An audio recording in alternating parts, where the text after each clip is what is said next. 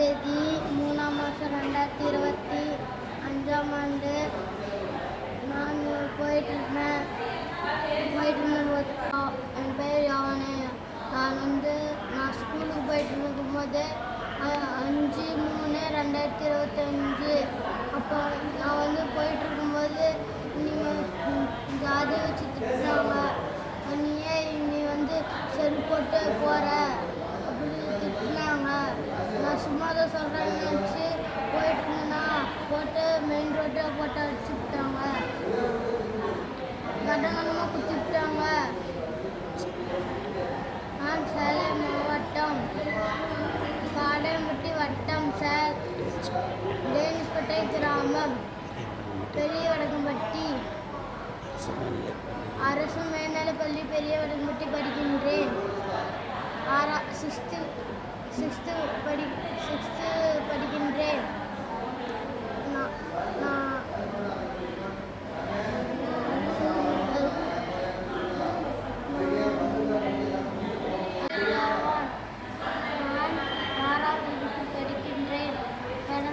கடந்த 5/3/2025 நான் இப்போ தரத்தில் போயிட்டு இருக்கும்போது பறவையெல்லாம் போயிட்டு இருக்கலாமா அப்படின்னு 2 குடியாட்டு எனக்கு கேட்டுட்டு இருந்தாங்க. சும்மா தான் நான் சொல்கிறாங்கன்னு நினச்சேன். ஆனால் போயிட்டு இருக்கும்போது பார்க்க என் ஃப்ரெண்ட்ஸ் எல்லாம் ஓடி போயிட்டாங்க. ஆனால் நான் போயிட்டு சும்மா தான் அதை ஓடி போயிட்டு என்னாச்சுன்னா கேட்கும்போது என்னை போட்டு அடிச்சுட்டாங்க. கழுத்து மேலே அடிச்சுட்டாங்க. வரப்பையான்னு திட்டாங்க. பேர் லட்சுமி அங்காயி. என்னை கழுத்தாக அடிச்சுட்டாங்க. மூஞ்சில் அடிச்சுட்டாங்க. பொட்டுக்கோ வச்சுட்டாங்க தலையிலே. அதுக்கப்புறம் சட்டை பேண்டெல்லாம் கிழிச்சுட்டாங்க. நடவடிக்கை எடுக்கணும்.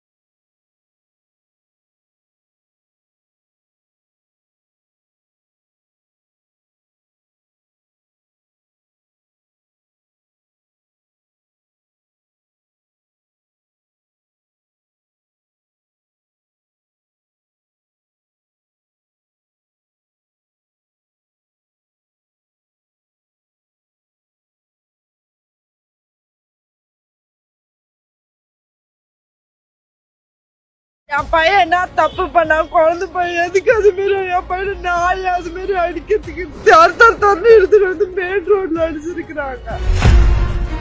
சேலத்தில் பள்ளி மாணவன் மீது சாதிய வன்கொடுமை தாக்குதல்.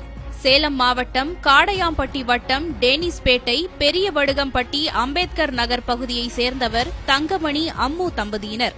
இவர்களுக்கு 2 குழந்தைகள் உள்ள நிலையில் மூத்த மகன் யோவான் 11 வயது பெரிய வடகம்பட்டியில் உள்ள உயர்நிலைப் பள்ளியில் 6ஆம் வகுப்பு படித்து வருகிறான். கடந்த 5ஆம் தேதி புதன்கிழமை பள்ளி முடிந்து மாணவன் வீட்டை நோக்கி சென்று கொண்டிருந்தார். அப்பொழுது ஆதிக்க சாதியினர் தெருவில் நடந்து வந்ததாகவும் அங்கு வசிக்கும் லட்சுமி அங்காயி ஆகிய 2 பெண்களும் தாழ்த்தப்பட்ட சமுதாயத்தை சேர்ந்த பையன் நீ எப்படி எங்கள் தெருவில் செருப்பு போட்டுக்கொண்டு நடக்கலாம் என்று சாதி பெயரை சொல்லி திட்டி தாக்கியதாக கூறப்படுகிறது. வீட்டிற்கு வந்த மாணவன் நடந்த தாக்குதல் குறித்து தனது தாய் மற்றும் தந்தையிடம் தெரிவித்துள்ளார். முகம் பகுதி மற்றும் மர்ம உறுப்பு பகுதிகளிலும் கடுமையாக தாக்கியதாக கூறப்படுகிறது. இந்த நிலையில் தாக்குதலுக்குள்ளான மாணவன் ஓமலூர் அரசு மருத்துவமனையில் அனுமதிக்கப்பட்டு சிகிச்சை பெற்று வருகிறார். வெளியில் சொன்னால் கொலை செய்து விடுவோம் என்று மிரட்டியதாகவும் கூறப்படுகிறது. இதனால் அச்சமடைந்த குடும்பத்தினர் இன்று சேலம் மாவட்ட ஆட்சியரிடம் மனு வழங்க வந்தனர். மாணவன் மீது சாதி ரீதியாக தாக்குதல் நடத்திய உயர் சாதி பெண்கள் மீது நடவடிக்கை எடுக்க வேண்டும். இதுபோன்ற தாக்குதல் வேறு எந்த மாணவன் மீதும் நடத்தப்படக்கூடாது என்று கண்ணீர் மல்க கதறி அழுதனர்.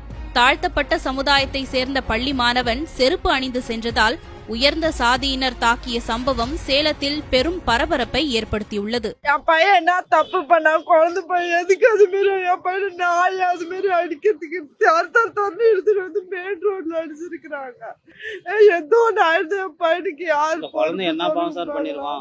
என்ன என் பையன் என்ன தப்பு பண்ணா? என் பையன் அது மாரி அடிக்கிறது சொல்லுங்க சார்.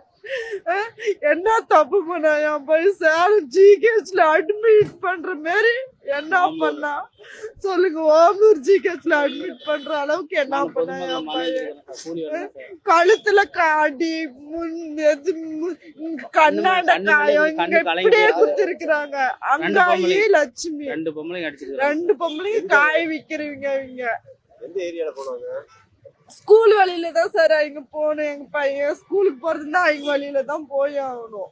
அந்த வழியில போகும்போது எதுக்கு நீ பலமா படிச்சுக்கிட்டு போற, நீ எப்படி வந்து நீட்டா போலாம், எப்படி செருப்பு போட்டு போலாம் அப்படின்ட்டு பையனை அடின்னு அடிச்சுக்கிறாங்க. என்ன தப்பு பண்ண என் பையனை அடிக்கிறதுக்கு சொல்லுங்க?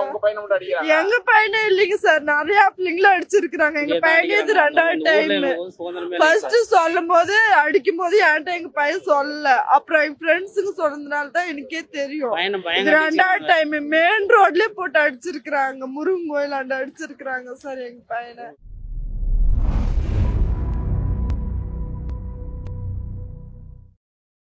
இன்றைக்கு ஆளும் சக்தியாக இருக்கிற சூழலிலும் கூட சாதியவாதத்தை நம்மால் ஒரு கட்டுக்குள் வைத்திருக்க முடியவில்லை. எப்படியோ போகட்டும் என்று திமுக நினைப்பதாக நாம் கருதவில்லை. பாதிக்கப்படுகிறவர்கள் தலித்துகள் தானே என்று அலட்சியப்படுத்துவதாக நான் கருதவில்லை. நம்மோடு சேர்ந்து அவற்றை எல்லாம் கட்டுப்படுத்த வேண்டும், ஒடுக்க வேண்டும் என்கிற உணர்வும் பிடிப்பும் அவர்களுக்கு இருப்பதாக உணர முடிகிறது, நம்புகிறோம். அப்படி இருந்தும் இன்னும் சாதிய வன்கொடுமைகள் மேல் பாதி கோவிலிலே நுழைய முடியாத நிலை. இன்னும் சாதிய வன்கொடுமைகள். தேவேந்திர ராஜ் என்கிற மாணவன் தாக்கப்பட்டு மருத்துவமனையிலே கிடக்கிறான். சிவகங்கையிலே ஒருவன் கடத்தப்பட்டு படுகொலை செய்யப்படுகிறான். சிலைமானிலே தூங்கிக் கொண்டிருந்தவனை தூக்கிக் கொண்டு போய் அடித்து படுகொலை செய்கிறார்கள். சேலத்திலே மோரூர் பக்கத்திலே ஒரு 6ஆம் வகுப்பு படிக்கிற சிறுவனை எங்கள் தெருவழியை ஏன் செருப்பு போட்டுக் கொண்டு போனா என்று அடித்து அவனை அச்சுறுத்தி இருக்கிறார்கள். அவரிடம் நான் பேசும்போது அந்த மழலை பேச்சை கேட்டு நான் அதிர்ந்து போனேன்.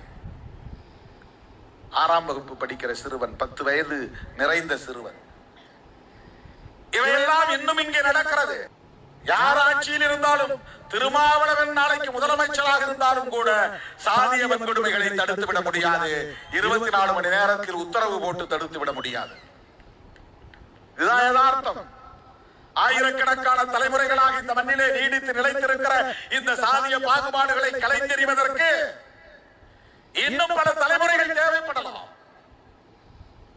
இது தவறு, இது குற்றம், இப்படி செய்யக்கூடாது என்கிற புரிதல் உள்ளவர்கள் அரசியலுக்கு வர வேண்டும்.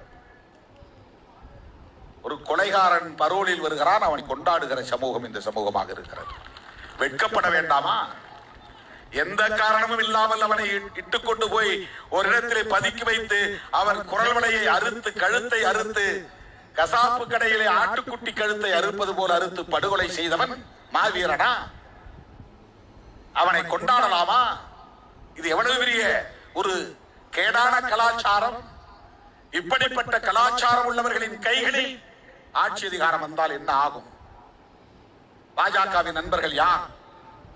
RSS நண்பர்கள் யார்? தம்பி கேக்குதுங்களா? உங்க பேர் என்ன சொல்லுங்க? யோவான். யோவான். என்ன படிக்கிறீங்க? எந்த ஸ்கூல்ல?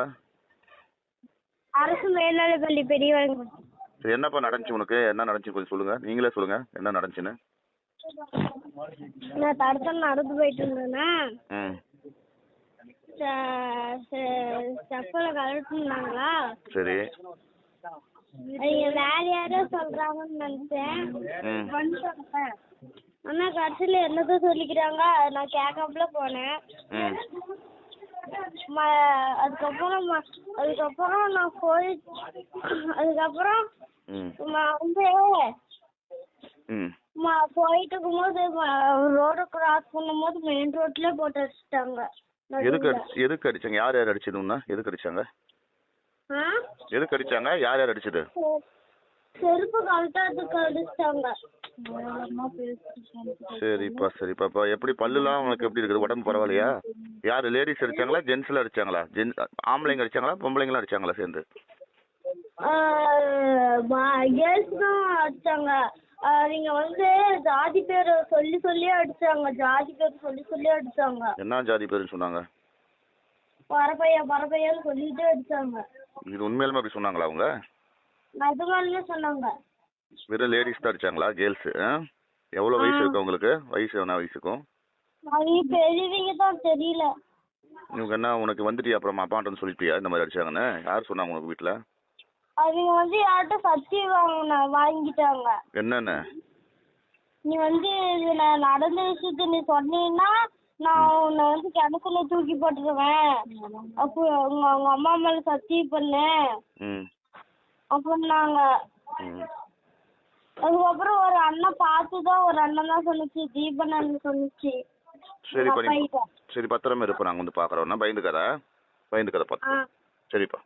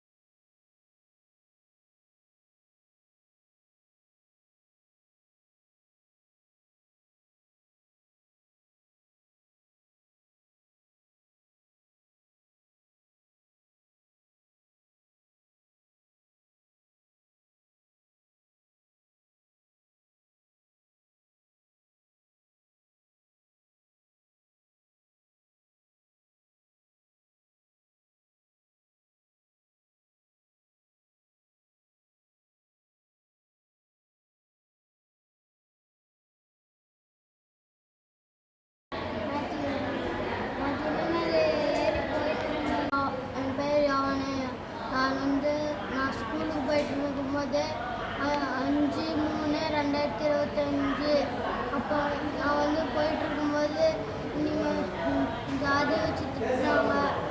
நீ வந்து செல் போட்டு போகிற அப்படின்னு திட்டுனாங்க.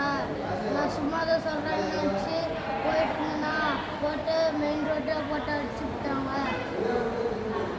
கடங்கமாக குத்திவிட்டாங்க. நான் சேலம் மாவட்டம் காடையம்பட்டி வட்டம் டேனிஸ்பேட்டை கிராமம் பெரிய வடக்கம்பட்டி அரசு மேல்நிலைப்பள்ளி பெரிய வடக்கம்பட்டி படிக்கின்றேன். 6th படிக்கின்றேன்.